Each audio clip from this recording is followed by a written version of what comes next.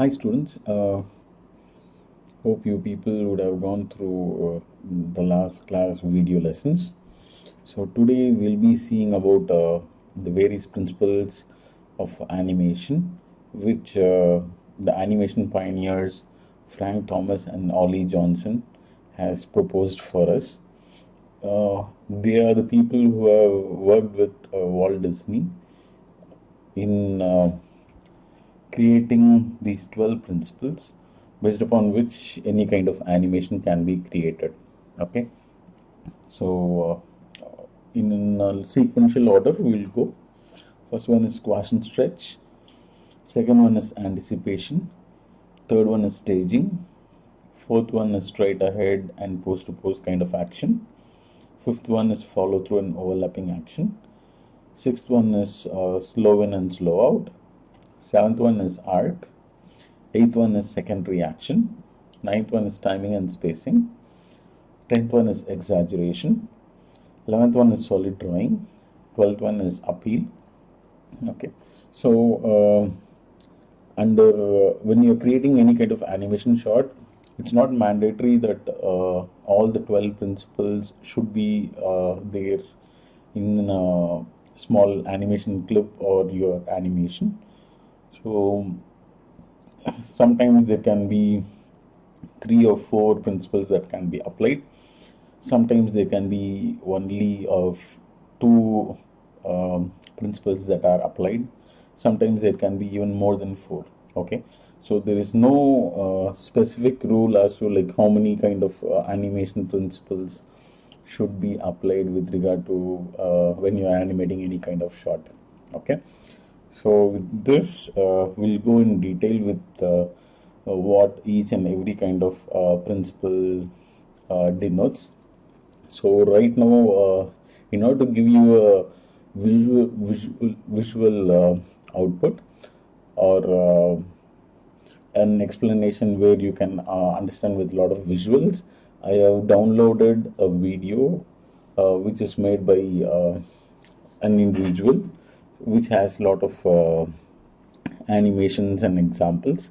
He deals in detail with the various principles of animation. So we'll see it one by one. Hey guys, so I decided to make a video series dedicated to the 12 principles of animation, as described by the legendary animators Frank Thomas and Ollie Johnston. So the first principle is squash and stretch. This is the principle that animated objects will get longer or flatter to emphasize their speed, momentum, weight, and mass. Here's a bouncing ball that has squash and stretch. And here is one without squash and stretch. See the difference? The amount that an object squashes and stretches says something about its mass. The more squash and stretch, the softer the object. The less squash and stretch, the stiffer the object. This first one looks like a water balloon, and the second one probably would be a bowling ball. Squash and stretch applies to characters too. Look at how this figure is stretching from the speed that he's coming down with, and then he squashes after he lands, before settling in his pose. You can also use squash and stretch to exaggerate facial expressions. Let's add some squash and stretch to this face. When his eyes are closed, his face is squashed, and when he opens his eyes in disbelief, his face stretches up and settles back to normal. It's very important to keep the volume of the object consistent. This is what a lot of people mess up with when they're first trying to do squash and stretch. They'll elongate the ball like this and flatten it like this. This is what you should not do. The overall volume of the ball must be the same. So as the ball gets longer, it also gets narrower. When it gets flatter, it also gets wider. The same goes with cubes. If you're going in with one line, the other lines must go in the opposite direction. The cube should start out narrow, get flat, get narrow again, and then rest. In-betweening with cubes is easy because you can measure the line in between the 2 lines and then connect them to make the cube. If you master squash and stretch with cubes, the next step is to try to do it in 3D. Another important note is that the ball does not have to be stretching the entire time that it's falling. When it's just starting to fall, it should have its normal shape for the most part. And then when it's just about to hit the bottom, that's when it has the most stretch. So do not overdo squash and stretch in this sense. Alright, the second principle of animation is called anticipation. This is when a character prepares for an action to give the audience a clue as to what is happening next, as well as to make the action appear more realistic. One example is when a character is about to jump. Before leaping into the air, he has to prepare for the action by crouching down to build energy. It's like a spring that coils up before releasing. Look at this character jumping without any anticipation. It looks very unrealistic because the energy to jump comes out of nowhere. Here's another example, a punch. To add power to the punch and communicate to the viewers that he is about to punch, he reaches his arm back and then punches. By contrast, having no anticipation results in a very weak punch. You'll see this in a lot of cartoons. Before running, a character will wind up before taking off. In the previous video about squash and stretch, this face actually uses anticipation as well. Instead of immediately stretching up, the face squashes first to anticipate the stretch and give it more power. Anticipation helps communicate actions to the audience by preparing them for the next action. This can happen in many ways. If a character is about to take something out of their pocket, they make their hand very visible and up in the air before going into the pocket. Otherwise, the audience might miss it and wonder how they got that object in the first place. The most important thing is that the viewer notices the hand and the pocket, so the character cannot be performing any competing actions. Let's say that something's about to happen on the right. A character may prepare for that action by pointing their eyes and head to look in that direction, leading the viewers to also look there. It's important to make it as easy as possible for the audience to understand what's going on without having to watch it twice. But this can also be used to trick the audience too, if you lead their eyes in one direction and then surprise them by having something happen on the other side of the screen. Taking anticipation a step further, you can actually have multiple levels of anticipation. Let's go back to our punch animation, where the character winds up before punching. This animation has one level of anticipation. Now look at this one. The character is actually winding up for his wind up by going forward, then winding up, and then before punching, he throws his other arm back to further anticipate the punch. This punch is very complex. It's actually similar to what a baseball pitcher does when he's getting ready to throw the ball. So the third principle of animation is called staging. Staging is the presentation of any idea so that it is completely and unmistakably clear. This is a very broad principle because it covers so many areas of animation. It can apply to acting, timing, camera angle and position, and setting. So when you're animating, you want to be in full control of where the audience is looking. You're essentially saying, look at this, now look at this, and now look at this. This control is achieved through staging. All of the elements of the scene work together to move the viewer's eyes around the screen. Here's an example of bad staging. The characters are competing for stage presence, so the viewer doesn't know which one to look at. The camera has a lot to do with this. It's important to know when to be close up and when to be far away. Far away is good for big actions, while close up is good for expressions. Don't have the main action be off to the side. It should be either in the center of the screen or in one of the thirds of the screen. If they're facing to the side, there should be more empty space in the direction that they're facing, unless someone's sneaking up behind them, in which case they would no longer be the main character of the shot. The main action of the scene should be very clear and simple. It can't be upstaged by other things that are going on. This takes attention away from the main point. It should also have proper timing. Let one action finish before the other person starts their action, instead of overlapping them. Sometimes you need to insert pauses if there's something on screen that needs to be processed by the viewer before moving on. Sometimes if there's any text on the screen, you should keep it on screen for as long as it takes to read it out loud 3 times. But it's not just about controlling the viewer's eyes, it's also about conveying ideas. If a character is sad, for example, you want to make sure that the viewer knows that and feels that. If someone's house is supposed to be very poor and decrepit, go over the top to make sure that they get it, and don't have any objects that detract from that purpose.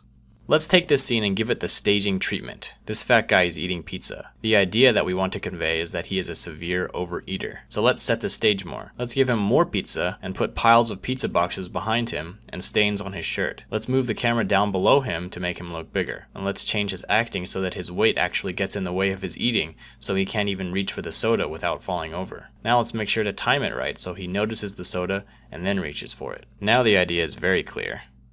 Alright, so the fourth animation principle is called straight ahead and pose to pose. This term describes two methods used to animate drawings.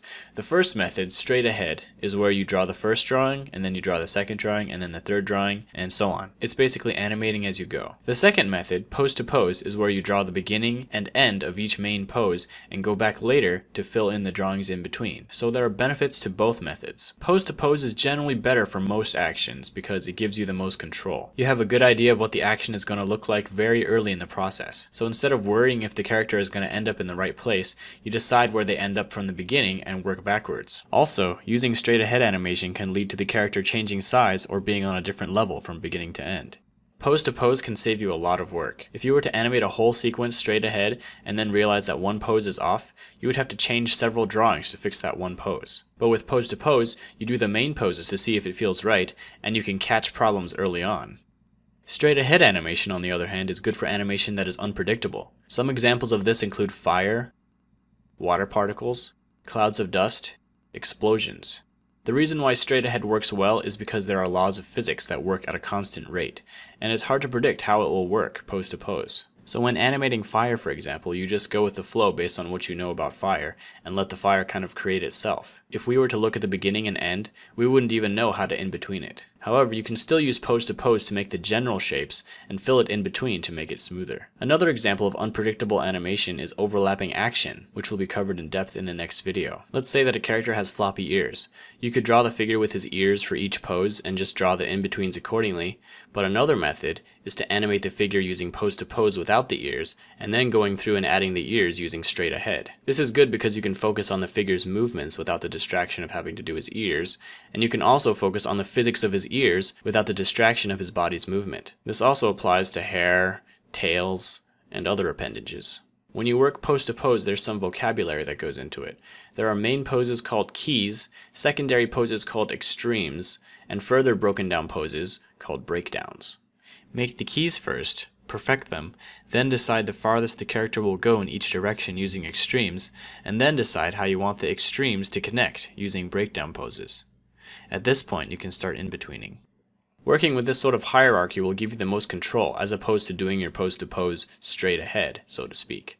This is like pose to pose within pose to pose, because you are perfecting the poses at each level before moving down to the next level. Alright, so the next principle of animation is called follow-through and overlapping action. This is the technique of having body parts and appendages drag behind the rest of the body and continue to move when the body stops. Follow-through and overlapping action are often associated with another technique called drag. These names all describe the same thing but in different ways. For example, follow-through refers to the way parts of the body continue to move after the body is stopped. Overlapping action describes the offset between the timing of the main body and its other parts. Drag describes the technique of delaying the movement of body parts in relation to the main body. All three of these are basically describing different aspects of the same thing.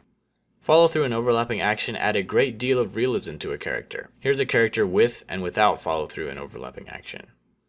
Basically, when the main body moves, the tip of the appendage should be the last to catch up, and when the body stops, the tip should follow through the farthest before settling back. This is true of not just appendages, but the whole body as well. When coming to a stop, often the body will follow through and then come back. Just as a character needs to anticipate his jump, he also needs to follow through his land.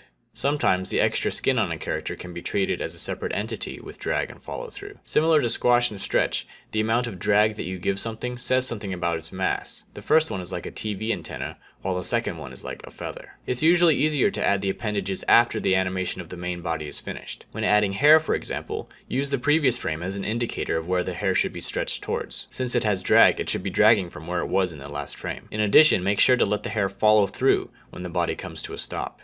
Arms are a good place to insert follow-through and overlapping action. Have the elbows lead the arm's actions. The elbow comes first, followed by the forearm, and then the hand. This is true even when walking. The forearms drag slightly behind the elbows, and the hands drag slightly behind the forearms. Overlapping action helps to break up an animation to make it more interesting. If we offset the movement of the arms and legs, the animation appears more graceful. If a character is standing up from the ground, we could offset the top half from the bottom half to make it look less easy and more realistic. Alright, so the next principle is called slow in and slow out. This principle refers to the way pretty much all movement starts slowly, builds speed, and finishes slowly. This is one of the most important principles to achieving lifelike motion.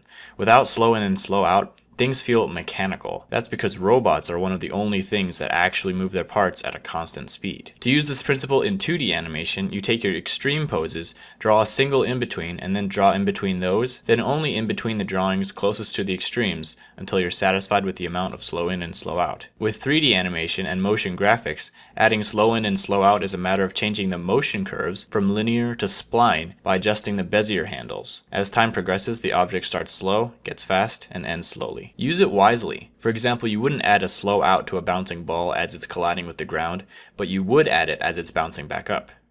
You wouldn't add it to a bullet coming out of a gun, but you would add it as the gun comes up due to whiplash. Using this principle can allow you to only have to draw one in-between if the motion is quick enough. Draw one in-between and then add another frame on either end with the drawing slightly skewed in the correct direction, and then it's done. Sometimes you don't even have to add the one in-between. This kind of motion can be achieved in 3D with very extreme curves. Many people starting out with animation get impatient and draw the next frame very far away from the beginning. It's very unrealistic for a character to go from completely still to super fast, so adding a few drawings to ease into it will fix the problem. A good way to fix a choppy animation is to analyze the space between the drawings. They should be evenly spaced, with drawings closer together at the beginning of the action and at the end of the action, and drawings farther apart in the middle. Alright, the 7th principle of animation is called arcs. So very few organisms are capable of movements that have a mechanical in and out or up and down precision. Most living creatures will move in a circular path, otherwise known as an arc. So let's say that we were given these key poses and were told to fill in the poses in between. Simply taking the midway point between the poses will not work, because this looks way too mechanical. The ball needs to follow an arc. Of course, we also need to consider the slow in and out caused by gravity. When doing this in 3D and motion graphics, we can achieve this effect by keeping the movement in the x-axis constant, but giving the movement in the y-axis a slow in and slow out. This will give the ball its arc. Now let's look at this head turn. Right now it looks pretty dull and straight, but if we add an arc to it, it gives it a little bit more character. Forgetting about arcs can lead to some obvious mistakes. For example, we may in-between this movement by calculating the midpoint like this and cause the shape of the object to shrink. If we were to draw a simple arc as reference, then this movement would be a lot easier and more realistic. Arcs can be added to almost any figure movement. This guy is landing on the ground. Let's have his body settle in an arc. This guy is reacting with shock. Let's have his body and arms follow an arc. This guy is taking a step. Have his body move down and up in an arc before he even takes his next step. This guy is kicking. Have his leg and body follow through in an arc. When movements are very fast, you can add arcs in the form of a smear. Take the beginning and end pose and draw an arc in between and fill it in the same color as the object, maybe slightly transparent or fragmented towards the end of the action. Okay, the next principle is called secondary action. This principle is often associated with overlapping action, although according to Frank and Ollie, it means something very different. Secondary action describes gestures that support the main action to add more dimension to the character animation. For example, a character may be walking angrily. The primary action is the legs, and the secondary action is everything else. The arms swinging, the head bobbing, and the facial movements. Let's say a character is about to knock on a door. The secondary action of the other hand will communicate what kind of door knocking this is. If it's a fist, it makes him look angry. If it's dainty, it gives him a graceful, happy vibe. If it's tucked close while the head looks back and forth before knocking, it communicates that he doesn't want to be discovered. This guy is picking up a box. We can give him more personality by having him rub his hands together and twiddle them in the air while getting ready to pick it up. It's important not to let the secondary action dominate the primary action. If a figure has a sad expression that should be seen, and we are adding a secondary action of wiping away a tear, the hand shouldn't cover the face. On the other hand, don't let it go unnoticed. People might not even notice that there's a tear there unless you give it its own time. This is why the principle of staging is very important in secondary action. So let's take this simple bite animation and give it some secondary action. First, let's make him lick his lips to show that he's hungry. Next, let's make him close his eyes and have his eyebrows go up, showing that he likes it. Last, let's make him shake his head because he cannot believe how good it tastes. The primary action is the bite, but all the secondary actions add more dimension to the bite. So the next principle is called timing.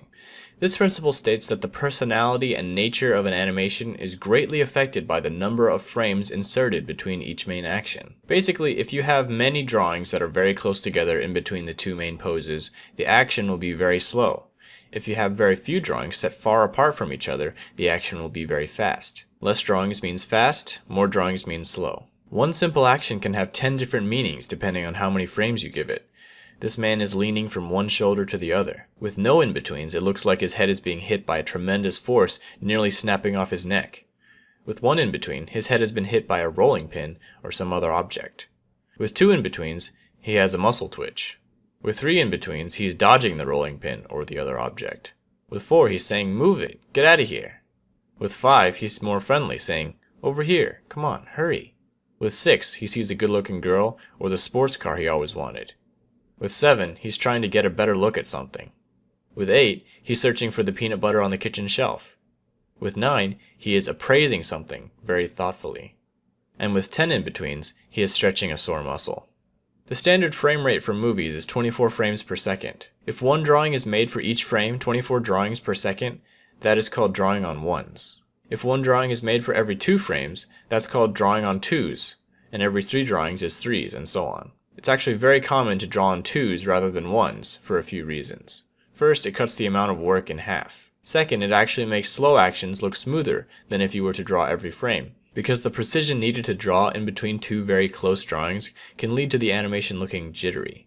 Some would also say that drawing on twos is better for fast actions as well, because it gives a sparkle and spirit to the animation that would otherwise be too evenly timed and less lively if it were drawn on ones. But drawing on ones is necessary when there's a very fast action that needs to be read, often a scramble or a flurry of activity. And it's also everyone's choice how many drawings to put in between poses. Some people draw more or less frames depending on how much movement there is, and this can give a very dynamic effect to the animation. So the next principle is called exaggeration. Basically, every action, pose, and expression can be taken to the next level to increase the amount of impact on the viewer. So the early animators at Disney would get confused because Walt would tell them to add more realism, but then when they changed it, he would criticize the result because it wasn't exaggerated enough. In Walt's mind, there was probably no difference. Making it more realistic didn't mean make the physics and proportions more consistent with reality, but rather make the idea or essence of the action more apparent and real. So if a character was sad, make him sadder. Bright, make him brighter. Worried, make him more worried.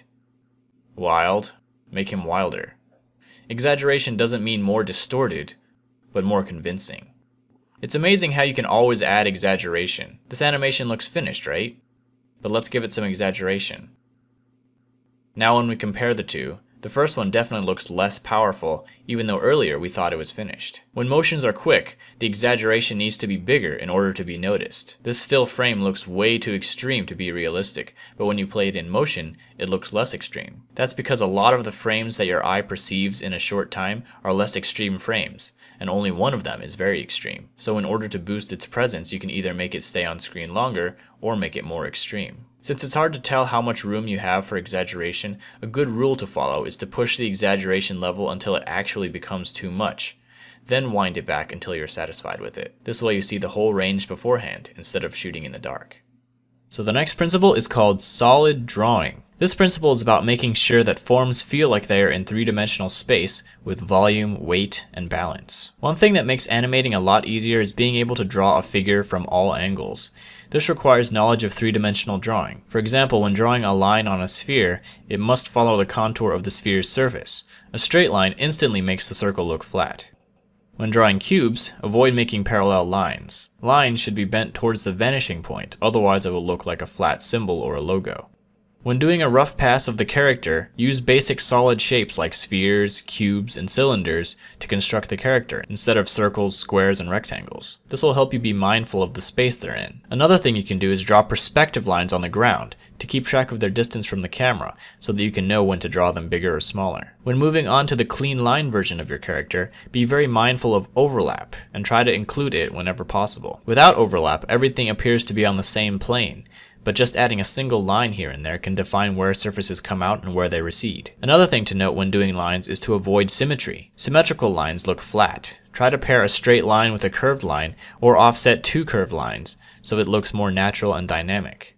The principle of solid drawing applies to 3D animation as well, in regards to portraying weight and balance in the pose of a character. For example, avoid what's called twinning, which happens when the arms and legs and other paired features are doing the exact same thing. This is a known affliction that animators have to make a conscious effort to avoid. Instead, lean it over to one side, or put one hand on the hips, or give it a slouch, or do something to show that it has weight and has to keep its balance in a 3D environment. Alright, the last principle of animation is called appeal. Basically, characters that you animate should be somewhat pleasing to look at.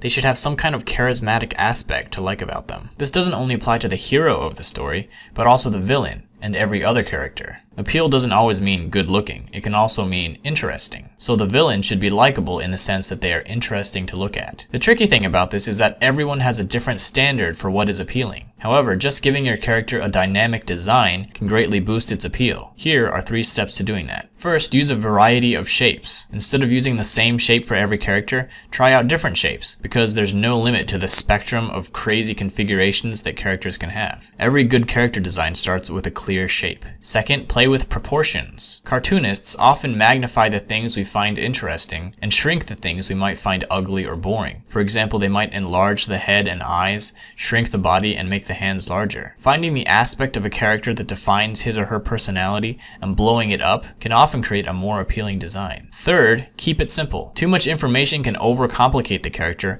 and also make it harder and more restraining to animate. This is a difference between drawing for illustration and drawing for animation. With animated characters, you have to pick and choose what details to keep because you're going to be drawing those details hundreds of times. So let's give some characters an appeal makeover. This king has a generic shape and not much personality. Let's make him more like an egg. Now his appeal comes from looking proud, powerful, and petite. This robot mercenary has too many details to see any personality. Let's pick a few details and emphasize them, remove the rest, and change his shape. Now he has a mysterious appeal to him. This fisherman looks pretty average. Let's adjust his proportions to emphasize his lankiness and make that his point of appeal. So that's all I've got for appeal, and that brings us to the end of our 12-part series. So I thank you for watching it. I had a lot of fun making it, and I actually learned a lot about animation too. I do plan to continue making these videos, and next I will be covering walk and run cycles. So thanks for watching, and I'll see you in the next video. Hope you people would have understood all the principles of animation. So in the first class we had some problem with the Maya software. The software was not installed.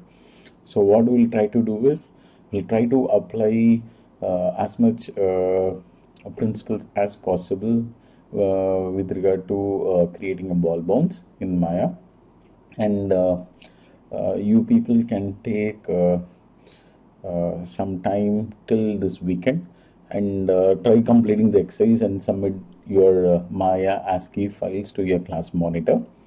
And I kindly request the class monitor to collect the files and send it to me through WeTransfer. Okay, so any doubts, keep me posted, and I'll be available online in bottom, and I'll be there to clarify all your doubts. Okay, so in the next class we'll be starting off with the detailing of how to create a basic ball bounce, and we'll be also starting off with the ball rig and all. Okay, so we'll be starting off into the true way how a proper ball bounce can be made using rigs in Maya. Okay, so these 2 classes would be like an introduction to 3D animation and understanding the basics and fundamentals. Okay guys, have a great day.